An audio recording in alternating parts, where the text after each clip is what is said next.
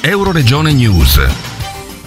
Il primo caduto della Grande Guerra, ristori affollato per la docufiction su Riccardo Giusto. Il 24 maggio del 1915 l'Italia entrava in guerra contro l'impero austro-ungarico e la Germania e in quel primo giorno rimase ucciso a Passo Solari e sul monte Kolobrat nel comune di Drenchia, nelle valli del Natisone, colpito alla testa da una pallottola nemica, l'alpino ventenne udinese Riccardo Giusto, primo caduto di un conflitto drammatico e sanguinoso fatto di fango, trincee, baionette, onore e gloria che portò alla morte 650.000 soldati italiani di cui oggi non dobbiamo perdere la memoria. Per 100 anni Riccardo Giusto è stato ricordato con una preposizione di troppo, Riccardo Di Giusto, per un errore anagrafico che ora verrà rimediato. E a ricordare questo primo caduto è stata presentata in prima assoluta ed in un gremito teatro Ristori a Cividale del Friuli il 24 maggio, giorno culmine delle celebrazioni per il centenario della Grande Guerra, la docufiction Alpino Riccardo Giusto, prodotta dalla Crazy Horse di Marco Cainero, diretta dal regista Giovanni Cismondi, con il montaggio di Elisabetta Giusti ed interpretata dall'attore fiorentino Daniele Di Stefano nei panni di Riccardo,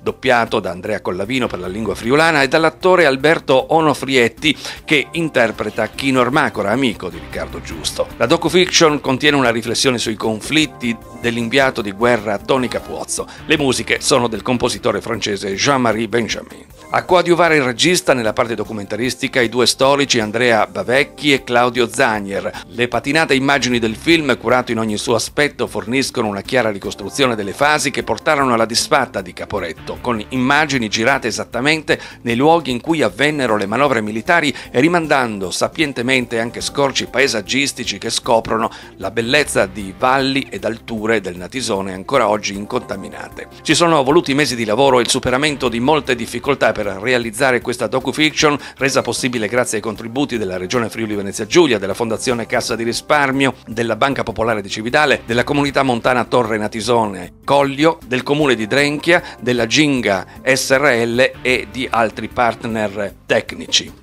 Alla prima di Cividale, organizzata da Enzo Cainero, applausi dal pubblico che affollava la platea e la galleria, tra le autorità il presidente del Consiglio regionale del Friuli Venezia Giulia Franco Jacob, l'europarlamentare Isabella De Monte, il sindaco di Drenchia Mario Zufferli e quello di Cividale Stefano Balloch e il consigliere regionale Roberto Novelli. Parallelamente alla docufiction è stato pubblicato anche un libro dedicato all'alpino Riccardo Giusto. Il progetto filmico è raccontato nel sito alpinoriccardogiusto.it. Sono previste altre proiezioni in diverse località del Friuli Venezia Giulia, nelle scuole e si stanno prendendo accordi per passaggi sulla Rai e Mediaset. A Cividale, sempre il 24 maggio, è stata inaugurata la mostra permanente sulla Grande Guerra, ospitata nella vecchia stazione ferroviaria che vide il passaggio, per lo più senza ritorno, di migliaia di giovani vite. Da Cividale la ferrovia che collegava Udine proseguiva a scartamento ridotto fino a Caporetto. Di questa parte della linea che correva lungo la valle del Natisone sono rimaste poche tracce. Nella vecchia stazione di Cividale, visitata da moltissime persone già il primo giorno di apertura, è presente anche la ricostruzione fedele di una trincea. Una sala ospiterà un plastico con la ricostruzione della linea ferroviaria da Udine fino a Caporetto. Avete ascoltato Euroregione News.